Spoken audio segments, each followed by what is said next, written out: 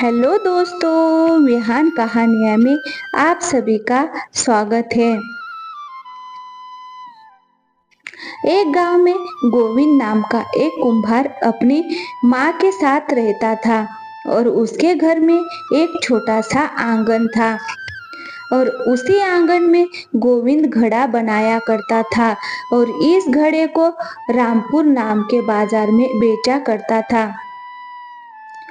फिर आए हुए पैसे से अपना घर चलाया करता और घर में जो भी रूखा सूखा बनता तो वो दोनों मिल बांट कर खा लेते थे और अपना जीवन गुजारते। फिर अगले दिन गोविंद अपनी माँ से कहता है, माँ, अभी चावल बनने में कितना समय लगेगा? मुझे घड़े बेचने भी जाना है। बस थोड़ी देर और रुक जा बेटा। फिर गोविंद खाना खाकर अपनी माँ से बोला, अच्छा ठीक है माँ, अब मैं जा रहा हूँ, मुझे देर हो रही है। ठीक है बेटा, संभाल कर जाना, सूर्यास्त होने से पहले आ जाना। अब गोविंद के घड़े को लेकर रामपुर बाजार की ओर निकल पड़ता है। कुछ ही देर में गोविंद बाजार पहुंच गया और थोड़ी ही देर में गोविंद के सारे घड़े भी बिक गए और फिर गोविंद घर की ओर चल पड़ता है। रास्ते में सोचने लगा, मेरी माँ बुजुर्ग और बहुत कमजोर हो चुकी है, मुझे अब शादी कर लेनी चाहिए, लेकिन भला मुझ जैसे गरीब से शादी कौन करेगा? मेरे घड़े भी बहुत ही कम बिकते हैं, जिसके कारण मेरी आमदनी भी बहुत कम होती है। मुझे कल से दुगनी मेहनत जिससे मेरी घड़े भी ज्यादा बनेंगे, जिसके कारण आमदनी भी बहुत अच्छी होगी। फिर अगले दिन गोविंद ने दुगनी मेहनत करी और अच्छी आमदनी करने लगा और एक दिन गोविंद घड़े बेचकर घर जा रहा था। तभी उसे घर के पास एक सुंदर लड़की दिखाई दी और वो मन में सोचने लगा, अगर मैं इस लड़की से शादी कर लूं तो मेरी माँ को आराम भी मिलेगा और उनका मन भी लगा रहेगा। फिर गोविंद ऐसा सोचकर उस लड़की के पास जाता है और उससे मीठी आवाज में बोलता है, अरे ओ सुंदरी, तुम्हारा नाम क्या है? जी, आप कौन है? मेरे नाम से आपको क्या करना है? जी, मेरा नाम गोविंद है और मैं आपके पिताजी से बात करना चाहता हूँ। अच्छा, वो अंदर बैठे हुए हैं, जाइए जाकर मिल लीजिए। अच्छा, तो ये बात है, तुम मेरी बेटी से विवाह करना चाहते हो, लेकिन तुम काम क्या करते हो? जी, मैं कुम्हार हूँ और मैं घड़े बनाता हूँ और इसी से मैं अपना जीवन यापन करता हूँ। तो फिर तुम घड़े बेचकर कितना कमा लेते हो? मैं तो महीने का मुश्किल से 2,000 कमा पाता हूँ। अच्छा ठीक है, मैं विवाह के लिए राजी हूँ, लेकिन मेरी एक शर्त है, जिस दिन तुम मेरे हाथ में 21,000 लाकर दोगे, उस दिन मैं अपनी बेटी का विवाह तुम्हारे साथ करा दूंगा।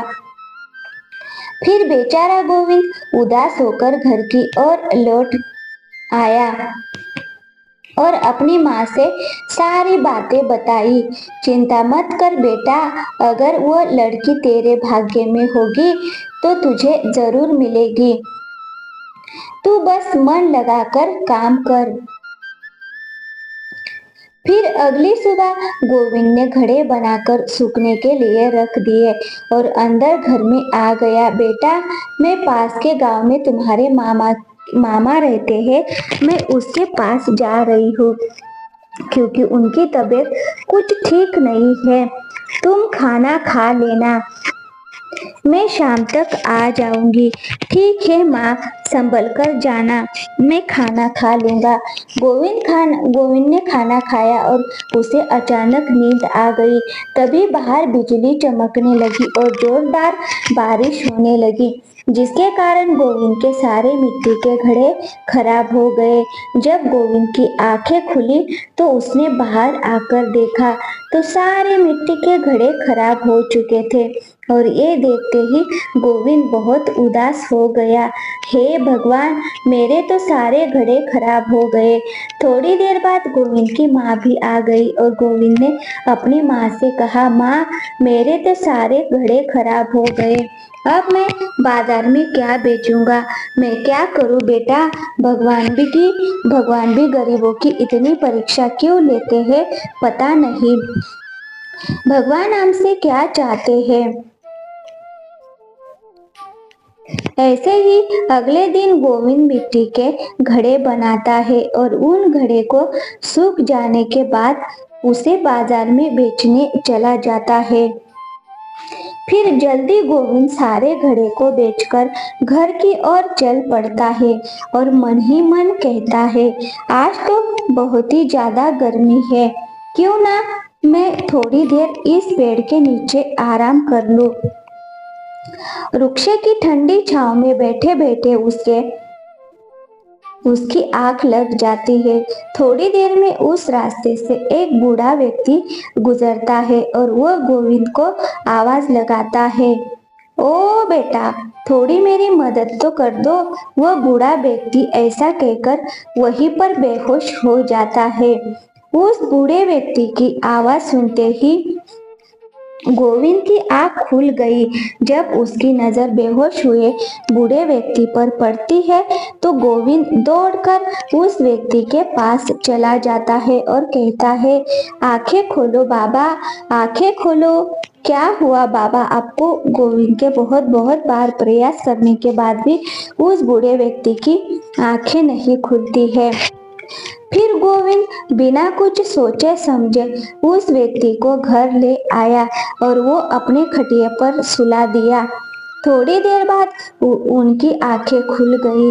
आंखें खुलते ही गोविंद ने उस बूढ़े व्यक्ति को खाना खिलाया। खाना खिलाने के बाद गोविंद ने बोला, बाबा, आप कौन हैं? आपका नाम क्या है और आप कैसे बेहोश हो गए? बेटा, मैं एक पंडित हूँ, मेरा नाम रामनाथ है।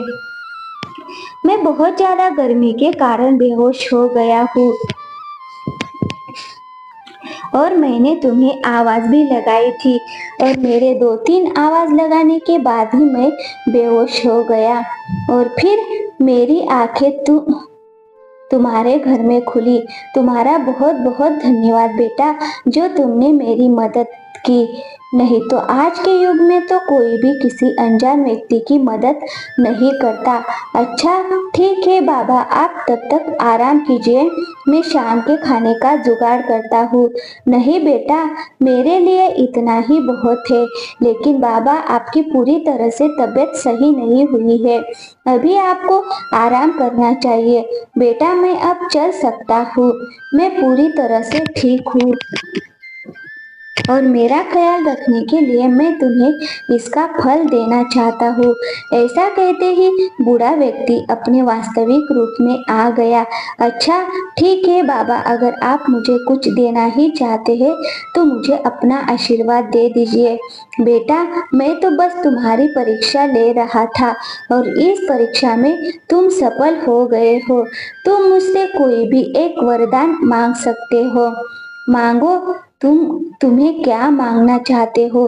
ठीक है बाबा, अगर आप कुछ देना ही चाहते हैं तो बाबा, मैं बस इतना ही चाहता हूँ कि मेरी माँ की हर इच्छा पूरी हो।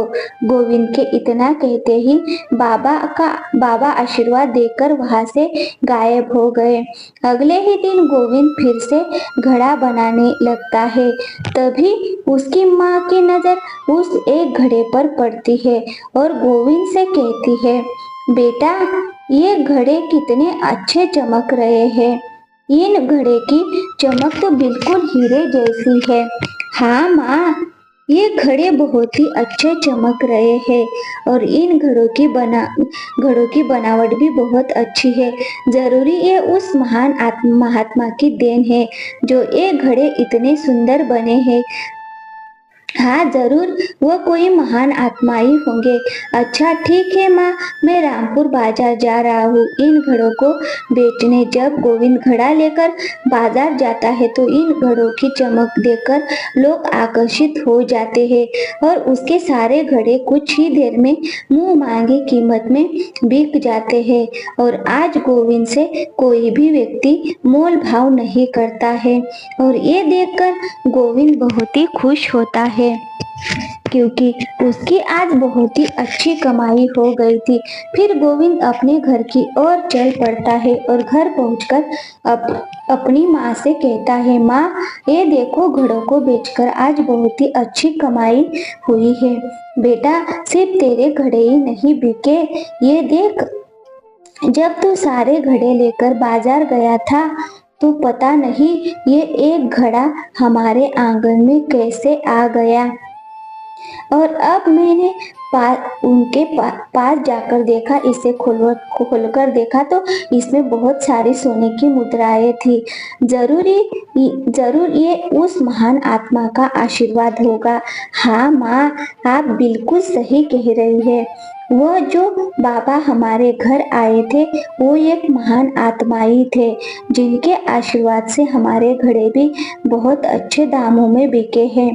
हाँ बेटा, लगता है हमारे अच्छे दिन आ गए हैं। अब समय आ चुका है उस मुकुल लाल से उनकी बेटी मोहिनी का हाथ मांगने का। फिर गोविंद को कुछ सोचे बिना पैसों की पोटली लेकर चल पड़ता है मुकुल लाल के पास और गोविंद अंदर ही अंदर बहुत ही खुश होता है। ये लीजिए मुकुल लाल जी, आपके पूरे 21,000।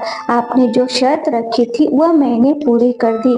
अरे वाह गोविंद बेटा, तुमने तो मेरी शर्त बहुत जल्दी पूरी कर दी, लेकिन मैं इन पैसों को नहीं ले सकता क्योंकि मैं चाहता था कि मेरी बेटी को एक अच्छा घर और एक अच्छा वर मिले। मुकुल ने अपनी बेटी मोहिनी गोविंद के साथ शादी करा दी। अब गोविंद अपने परिवार के साथ खुशी खुशी जीवन गुजारने लगा। हमें इस कहानी से ये शिक्षा मिलती है कि हमें किसी भी चीज को पाने के लिए कड़ी मेहनत और ईमानदारी के साथ काम करना चाहिए। तो दोस्तों, कहानी अच्छी लगी तो वीडियो को लाइक और चैनल को सब्सक्राइब जरूर कीजिए। थैंक यू, धन्यवाद।